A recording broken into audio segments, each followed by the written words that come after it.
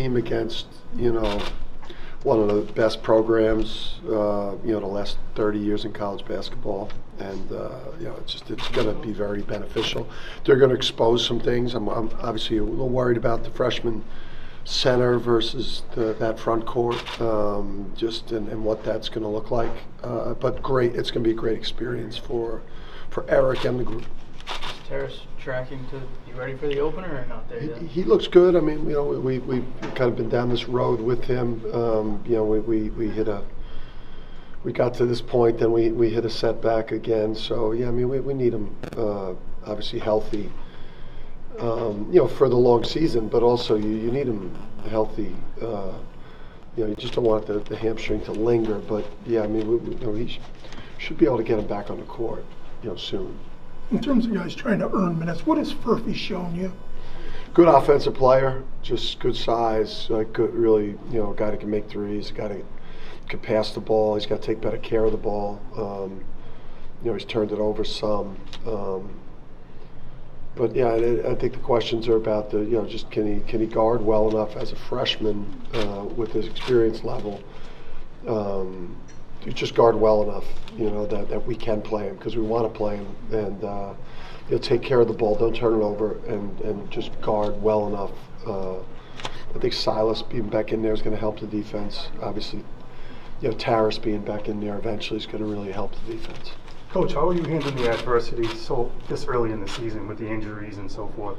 Pretty, we just look back to 24, I think, and we dealt with losing Donovan during the year. We dealt with losing Steph in a very similar kind of timeline to Braylon in a lot of ways. So we dealt with it before, and it worked out good. Do you try to script anything as far as lineup combos and trying to run certain offenses at certain times? No, I would just try to make sure that you get enough players, enough minutes, and get players in early enough so that they have a chance to show you that they deserve to play. So I just think it's more about getting enough guys early minutes, especially with Braylon out. Like, who's going to start, and then who deserves real bench minutes.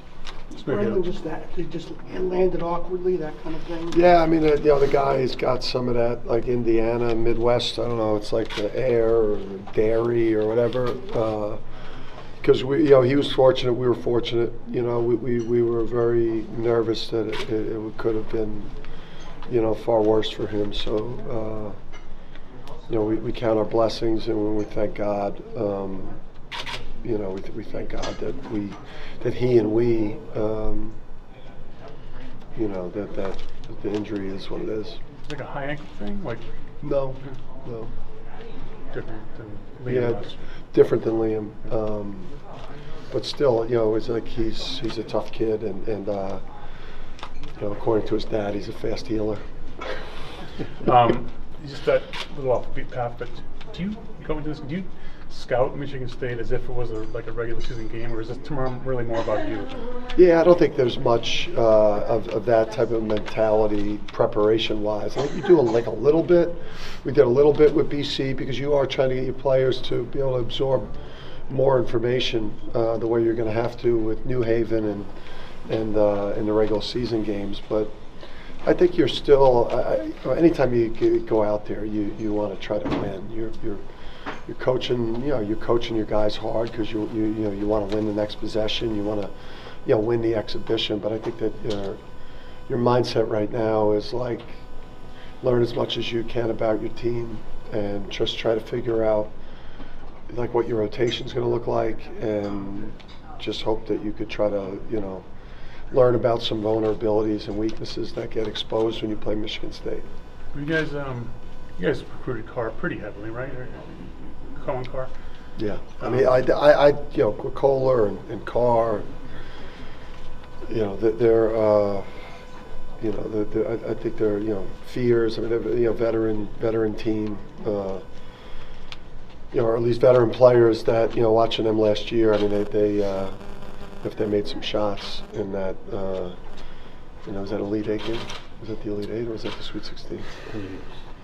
I think it was 16. It was the Super. I mean, they you know, they rebound so well, and I mean that they made any shots, reasonable amount of open shots last year. They would have been in the Elite Eight or in the Final Four. I know that Auburn game. I mean, they had so many good opportunities. So you know, they're the offensive rebounding, their transition offense, the physicality. You know, like a lot of the stuff that we've got to answer questions about. Our team toughness is why it was this is a great scrimmage for us, or exhibition, sorry. What have Jalen and Jaden shown you in terms of progress? I think this is what we're, you know, I think we see the flies on you now. We've been trying to get this fly. Yep. Paul, the fly is now in here. We've been trying to get this fly in this building. I don't think it was from the renovations. Place looks good though. Did a nice job. They cleaned up the. It looks so much nicer in the arena. I think people are going to really enjoy it that haven't been in here, right, Paul? Yes. With, you know, with a lot of the players, I think anymore. I think, you know, as juniors, we want to see these guys just go out and be assertive. You know, I want to see assertive men out there, just men that are assertive with their actions and the way they carry themselves, and you know, assertive like UConn men should be assertive. Do the renovations mean anything to the team? I mean, is there just a different mindset coming in, or? How about the locker room? Is there Well, I mean, I value don't to know that? what I mean, it's a better space. I mean, I don't know. I mean, I don't know. It's like Rocky III. You know, when he moved into the nice house, fucking it turned to shit. So, you know, and then he went to, I guess that was Detroit. You know, when he started training with Apollo. Oh, You know, he got knocked out by Clubber Lang When because he you know went he on was the like beach living in LA. large. He was in the big Yeah, house, yeah. and he got Yeah. soft and weak. Yeah. And then Well, he that was went out Los to Angeles. LA, yeah. He went out to LA, Yeah. and then he got grimy, and he got back to his roots and then yeah. So I try not to think about it. Coach, aside from the win, are there other metrics or other things that you want to see at the end of this game tomorrow? Yeah, I think you're mostly looking for like individual players to do certain things. You know, like you're looking for certain guys to step up. You're looking for even beyond the like analytics or the result. You're looking for some physicality. You know, you're looking to see what some combinations of players are going to look like, and then you're making final decisions on like the game one, like who's going to. Granted, Tarris is back, and now you like who's going to be in that 8 or 9 guys that's actually going to play, even with Braylon out. It's still competitive to get on the court. Do your players still feel that it's a big deal to actually start, or are they more concerned with finishing under you? I think most guys. I think they. I think most players. That want to start. But for us, for a player like UConn, if you play like starter minutes, if you're the 6th starter or you're, in the rotation at UConn, that's, it's a pretty big deal. Dan, I'm sorry if you've commented on this elsewhere, but instead with Louisville getting a player from the G League, Yeah.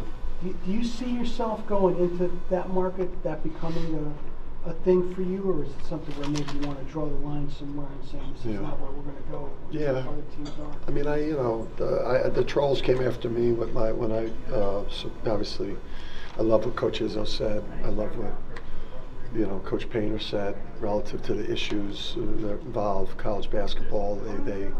They know a lot more about this subject matter than I do. They've been coaching college for a long time. I spent a majority of my career as a high school coach, right? So at least before I became a head coach, I loved what they both said. It was not a criticism of Louisville, too. I mean, we all want to win. We have a sense of responsibility to our university and our fan base, and everyone involved with whether it's Louisville or UConn, to put the absolute best team you could put on the court relative to what the rules can say you can do. The problem with our sport is that we're not very aware of what the rules are. in certain instances like that. You know, I don't think you can make the connection between, you know, international players and the high school player. A high school player that chose to forego college as an option and go to the G League, and then circling back to it when you passed on that option in high school is different than just an international college player. There is no college basketball in Europe or in South America. There's not a version of this for them to aspire to play at. So for them, they're in a system where as young players you join these pro club teams, and it's not really, so that's not comparing them to foreign players that are now, you know, if there's a foreign player that goes to the G League and then tries to go play college basketball, obviously, you know, that would make it an apples to apples comparison. But to compare foreign players to G League players, I think is not the same thing. So I just think, you know, what are the rules? You know, I think a lot of us had no idea that was even a possibility. You never say never, because we do have a responsibility to the university and to a lot of people to put, and with the climate of coaching now in college sports, the way they're getting coaches, you know, where it's become more like professional sports, the way coaches are being let go in season now with owed a lot of money in a lot of years. So that's a whole other thing now. Yeah, but I just say, because it doesn't this mean now that if somebody goes into the draft, doesn't get the money he's looking for, that he can then come back, right? Because if he goes, ends up in the G League, he says, "Yeah, I'm going to come back." Yeah, I mean, I guess I'll let Coach Izzo know, you know, that I don't know, like this Hawk, you know, I don't. It does. I just. It's a great sport, you know. It's you know, college basketball's awesome.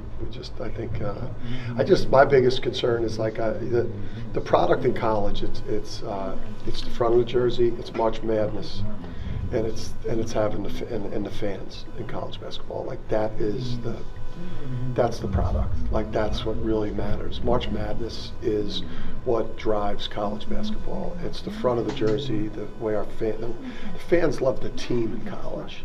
You know, there's a lot of NBA fans that love an individual player and become enamored with an individual player. The fans love the front of the jersey in college. They almost forget who was on the team 2, 3. They're so engrossed in their team. They just love their team. The characters change, but they love their team. I just don't want to do anything that's going to, we're going to start losing our fans. Our fans are going to start feeling like the jersey doesn't matter, the front of the jersey doesn't matter. You know, so. Some will say the coaches do. What the fans like about the programs, you know, because there's continuity there, more so. Well, the only people that like me are UConn fans. So, and I'm glad to have it that way. You wish more people liked you, but the important people like you. Thanks, guys.